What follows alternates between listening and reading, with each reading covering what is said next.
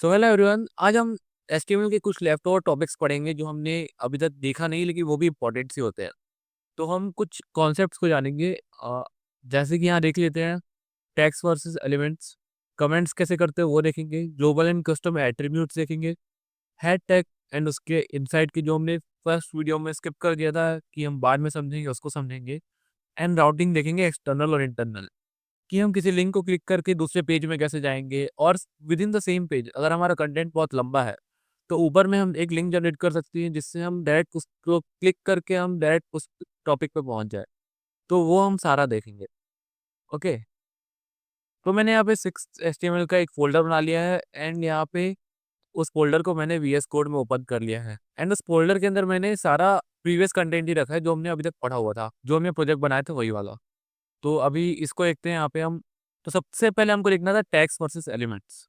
सो tags और elements में difference क्या होता है। जैसे कि H1, ये ओपन H1 एक टैग है, यहाँ से क्लोज यहाँ पे भी एक टैग है, ठीक है। एंड देन ये पूरा अगर हम मिला दे तो ये एक H1 एलिमेंट बन जाता है। जैसे कि हम ये एक पी टैग बोलेंगे, बट इसके अंदर जो कंटेंट लिखा हुआ है उसके साथ इस पी को अगर हम कंप्लीट देखें तो ये एक एलिमेंट होता है, ठीक है। तो सबसे बेसिक सा डिफरेंस है, आपको पता है यहाँ पे कि ये एक टैग है, सिंगल सिंगल एक टैग होता है, opening tag and closing tag. And इसके अंदर का कंटेंट जो भी है उसको हम पूरा मिलाएंगे तो ये एक एलिमेंट बन जाएगा। ओके। सो अब आगे देखते हैं, हमको आगे क्या लिखना था, कमेंट्स। ओके। सो हम एचटीएमएल में कमेंट कैसे करते हैं। तो VS कोड का एक फीचर है कि किसी भी कंटेंट को आप सिलेक्ट करके कमेंट कंट्रोल स्लैश कर दें, कंट्रोल स्लैश, तो वो हो जाएगा कमेंट। लेकिन इसका सिंटेक्स भी हमको पता होना चाहिए। जैसे कि अगर हम कभी नोटपैड पे करेंगे तो नोटपैड पे हम मेनली करते नहीं है, लेकिन अगर हम करेंगे तो उसका सिंटेक्स क्या होता है। ओके। हाइफन हाइफन, देखो ये आ गया एक कमेंट का सिंटेक्स। इसके अंदर हम कुछ भी लिखेंगे तो वो कमेंट हो जाएगा। ओके। तो कमेंट का मतलब क्या होता है, ऐसा टेक्स्ट जो सिर्फ यूजर के लिए होता है जो कोड को देख रहा है। ये हमारे कहीं एचटीएमएल में शो नहीं होने वाला, कहीं हमारे वेब पेज में शो नहीं होगा कमेंट्स।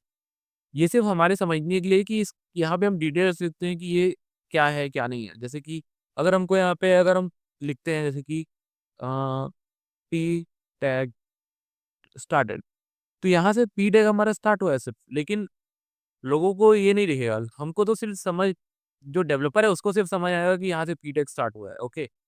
सो कमेंट का बस सिंपल यही काम होता है, ये हमारे वेब पेज में कहीं पे भी शो नहीं होते हैं। सो अगला है global and custom attributes. Okay. तो ग्लोबल एट्रीब्यूट्स क्या क्या होते हैं एंड कस्टम एट्रीब्यूट्स क्या क्या होता है। सबसे पहले एट्रीब्यूट्स क्या क्या होते हैं। जैसे कि स्पैन में मैंने यहाँ पे स्टाइल दिया है कलर, ठीक है। तो एक स्टाइल क्या है, एक एट्रीब्यूट है। ओके। जैसे कि इमेज के अंदर SRC है, ALT है, ऑल्ट है, ये क्या, ये सारा क्या है, ये एक एट्रीब्यूट है, ठीक है। तो जैसे कि इस SRC को अगर मैं कॉपी करके अगर मैं हेडिंग के अंदर लगा दूं, जैसे कि हमारा ये H1 का टैग है इसके अंदर लगा दूं अगर, ठीक है, तो इससे क्या डिफरेंस आ जाएगा। देखो यहाँ पे कोई डिफरेंस नहीं आया, यहाँ पे देखो, यहाँ पे कोई डिफरेंस नहीं आया। इसका मतलब क्या है कि ये ग्लोबल टैग नहीं है, ये सिर्फ पर्टिकुलर इमेज टैग के लिए ही बना हुआ है, ठीक है। ये इमेज के ही अंदर काम करेगा। लेकिन कुछ कुछ क्या टैग्स होते हैं, ग्लोबल टैग्स भी होते हैं। जैसे कि अ, अगर हम पी के अंदर, जैसे कि होता है स्टाइल टैग होता है, ठीक है। स्टाइल टैग होता है, बैकग्राउंड कलर दे सकते हैं इसके अंदर, कुछ भी हम एक्वा दे देते अभी एग्जाम्पल के लिए। तो स्टाइल टैग क्या है कि ये ग्लोबल टैग है, हम किसी भी टैग के अंदर इसको दे सकते हैं। और इसके अलावा क्या होता है, हिडन होता है एक टैग। ओके। ये हम किसी भी टैग के अंदर दे सकते हैं। एंड और क्या होता है, एक टाइटल होता है, टाइटल टैग भी होता है। ओके। दिस इज पैराग्राफ, ये टाइटल टैग हमने लगा दिया, इस हिडन को हटा देते हैं यहाँ से। तो टाइटल करके एक टैग होता है, इसको हम किसी भी एलिमेंट के ऊपर दे सकते हैं। ओके। हम एट्रीब्यूट्स को सिर्फ ओपनिंग टैग के साथ ही देते हैं, क्लोजिंग टैग के साथ कभी नहीं देते। ओके। तो ये हमारा हो गया ग्लोबल एट्रीब्यूट, ये भी हमारा ग्लोबल एट्रीब्यूट। तो और कौन कौन से हमारे पास एट्रीब्यूट्स होते हैं, जैसे कि क्लास, ये हमारा ग्लोबल एट्रीब्यूट है। ओके। तो क्लास के अंदर हम कुछ भी दे सकते हैं, क्लास। फिर आता है एक आईडी आता है, ये भी हमारा ग्लोबल एट्रीब्यूट है। ओके। तो इसके अंदर हम टेक्स्ट को पास करके इसको CSS में यूज़ कर सकते हैं। इसको हम आगे बहुत ज़्यादा यूज़ करेंगे अभी जब हम CSS पढ़ेंगे। ओके। सो ये हमारे ग्लोबल टैग्स होते हैं। अब होते हैं कस्टम टैग्स। कस्टम टैग्स क्या होते हैं? जैसे कि अगर मैं इसके अंदर लिख दूँ अर्पित, ठीक है? इसके अंदर जैसे कि मैंने यहाँ लिख दिया अर्पित। अर्पित क्या बन गया? एक कस्टम एट्रीब्यूट बन गया। इसको हम यहाँ भी लिख सकते हैं, इसके अंदर कुछ भी वैल्यू दे सकते हैं। ओके, तो इसको हम जावास्क्रिप्ट में मेनली यूज़ करते हैं, लेकिन आज की डेट में हम कस्टम एट्रीब्यूट्स बहुत ही कम यूज़ करते हैं। मेनली हमारा सारा काम जो हमारा ऑलरेडी ग्लोबल एट्रीब्यूट्स है उससे ही हो जाता है। ओके, तो आपको ये सिंपली समझ आ गया होगा। हुँ, ठीक है। अगला देखते हैं अब क्या है? Head tag. अब हेड टैग के बारे में सारा देखते हैं। Head tag, okay. अभी हमको सिंपली बॉडी टैग के ऊपर जितना ये है इसके बारे में देखना है। Exclamation mark doc type HTML, इसका मतलब क्या है? ये जो लिखा है ये हमारे वर्जन बताता है कि हम कौन से वर्जन में काम कर रहे हैं। अभी हमारा एचटीएमएल का कौन सा वर्जन चल रहा है? एचटीएमएल 5 चल रहा है। तो ये एचटीएमएल 5 के लिए हम इसको लिखते हैं, ठीक है? Okay.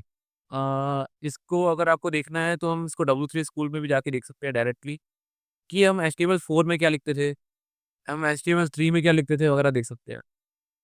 Okay, HTML doc type declaration यहाँ पे आएंगे वेब W3 स्कूल की वेबसाइट पे।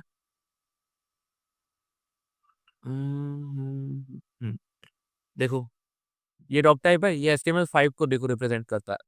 देखो एचटीएमएल 4 में इतना सब बड़ा सा लिखना पड़ता था। अब इसको कोई यूज़ करता भी नहीं और ना ही अब कोई यूज़ करेगा क्योंकि अब एचटीएमएल 5 आ गया है। ओके, एंड देन अब यहाँ पे देखते हैं एचटीएमएल लैंग ईएन। ईएन का मतलब क्या होता है? इंग्लिश। यहाँ पे हम हटा के एफआर भी लिख सकते हैं, लेकिन एफआर यानी कि फ्रांस होता है, फ्रेंच होता है। तो हम मेनली इंग्लिश में ही काम करते हैं तो इंग्लिश ही लिखेंगे। ये हमारा क्या होता है? हमारा जो सर्च इंजन होता है उसको समझने में आसानी होती है कि ये कौन से लैंग्वेज में हमारा एचटीएमएल का पेज है, एंड उसको रेंडर करके उसका सर्च इंजन ऑप्टिमाइजेशन करने में बहुत ज़्यादा हेल्प मिलती है। ओके, एंड देन अब आते हैं हेड टैग के अंदर। हेड टैग के अंदर क्या होता है? Meta. Meta tag character set UTF-8।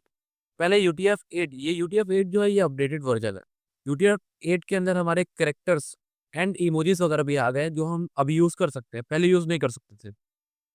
Okay, and then यहाँ पे Meta name, view port, content width, device width, initial scale 1। ये जब हम CSS पढ़ेंगे तो आपको ज़्यादा अच्छे से समझ आएगा। ये बस अभी इतना समझ लो कि आपके डिवाइस का कितना विड्थ होगा उसको रिप्रेजेंट कर रहा है। ओके, एंड ये टाइटल जो है, टाइटल हमारा कहाँ शो होता है? हमारे वेब पेज में। जैसे कि ये टाइटल में यहाँ डॉक्यूमेंट लिखा हुआ है, देखो ये। इस डॉक्यूमेंट को हटा के अगर हम यहाँ पे लिख देते हैं HTML, तो यहाँ पे सिंपली HTML ही शो होगा। ओके, यहाँ पे देखो यहाँ सर्कल बना हुआ दिख रहा है थोड़ा सा छोटा सा। ये क्या होता है? ये फेव आइकन होता है। जैसे कि अगर मेरे को लिंक करना है, लिंक फेव आइकन। ओके, तो फेव आइकन का यहाँ पे लिंक दे देंगे। चलो फेव आइकन लगा के देख लेते हैं एक।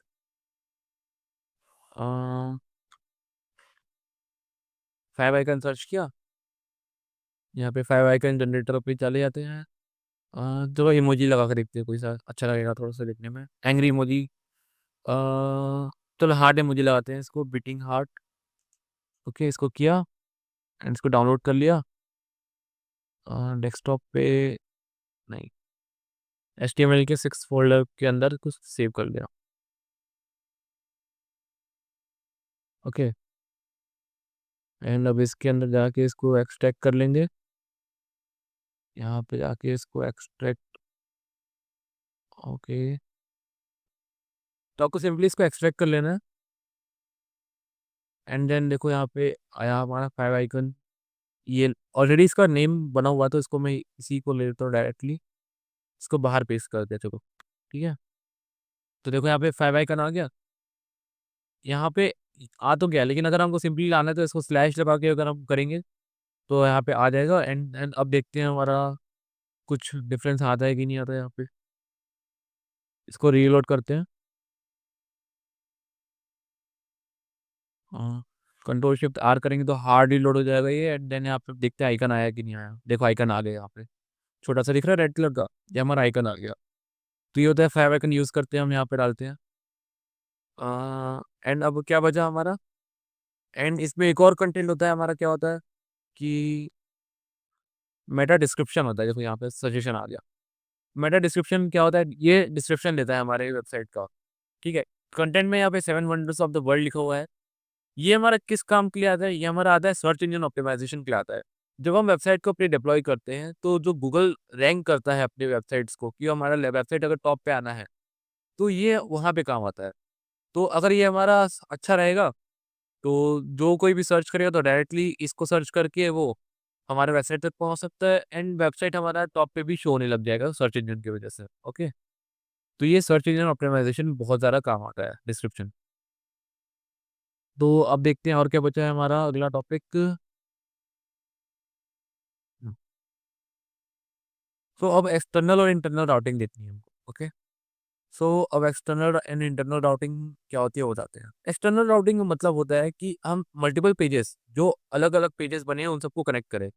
जैसे कि index dot H T M L से सबको कनेक्ट करके रखते हैं, जैसे कि Taj Mahal dot H T M L example के लिए बना लेते हैं, और एक बना लेते हैं Lal Qila dot H T M L. Okay, चलो इसको कनेक्ट, इसके अंदर भी अभी के लिए कुछ डाल देते हैं। इसके अंदर लिख देते हैं हम एच वन टैग के अंदर ताज महल, एंड इसके अंदर लिख लेते हैं एच वन टैग के अंदर लाल किला।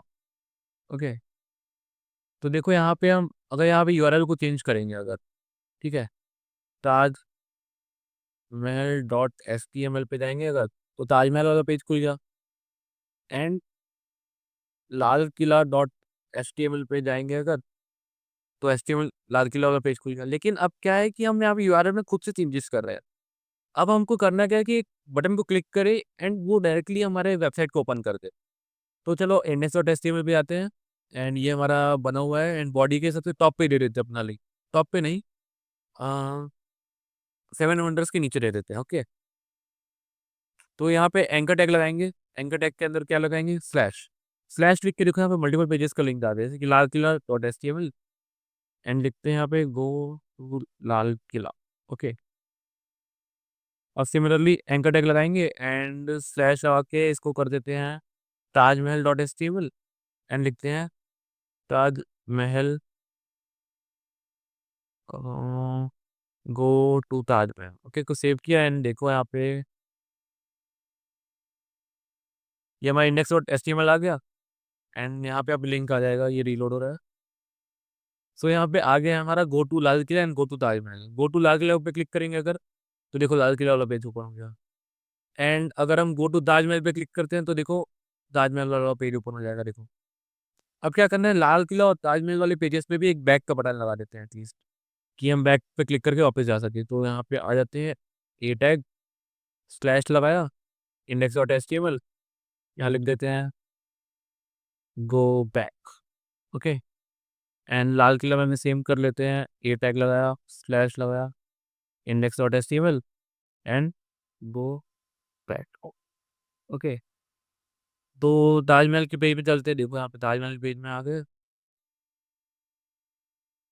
तो ये हम ताजमहल के पेज में आ गए। देखो यहाँ गो बैक आ रहा है, इसको क्लिक किया तो हम वापस इंडेक्स पे आ गए। सिमिलरली लाल किला में गए अगर, तो गो बैक पे आ गया यहाँ पे, एंड क्लिक किया बैक तो वापस आ गया बैक।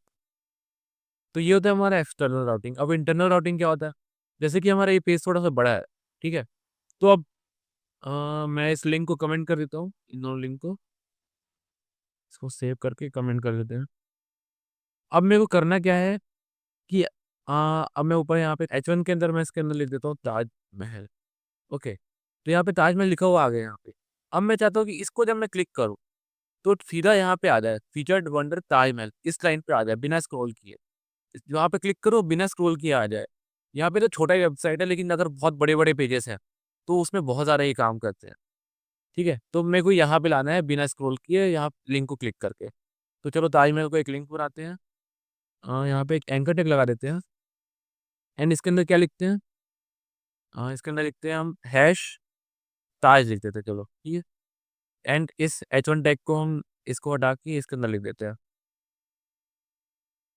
तो ये हमारा लिंक बन गया, हैशटैग क्या नाम से, एचरेफ के अंदर हैशटैग ताज लिखा हुआ है। अब हम ढूंढते हैं ताजमहल कहाँ है, हमारा ये रहा। ठीक है, तो H2 के अंदर लिखा है, तो H2 के अंदर हमको आईडी दे देनी है, क्या आईडी ताज। ओके, जो आईडी यहाँ देंगे, यहाँ पे उसका हैशटैग यूज करके यहाँ पे लिख लिख देंगे। तो अब चलो देखते हैं काम कर रहा है कि ताजमहल पे क्लिक किया, देखो डैट यहाँ पे आ गया, क्लिक किया देखो यहाँ पे आ गया, क्लिक किया वापस आ गया यहाँ पे। ठीक है, सिमिलरली ऐसे बहुत सारी चीज़ें काम करती हैं। यहाँ पे चलो देख लेते हैं एक बार, लास्ट में देख लेते हैं। अगर सबसे बॉटम में पहुँच गए किसी वेबसाइट के, तो अगर हमको एक क्लिक करके ऊपर जाना है वापस, तो यहाँ पे क्या लिखेंगे अब? एंकर टैग लगाया, गो टू टॉप लिखा एंड इसके अंदर हमने लिख दिया हैश, एंड देन अब गो टू टॉप को क्लिक करा तो सीधा ऊपर आ गया। देखो सिंपल, देखो तो गो टू टॉप को डायरेक्ट क्लिक किया एंड ये टॉप पे आ गया। ठीक है,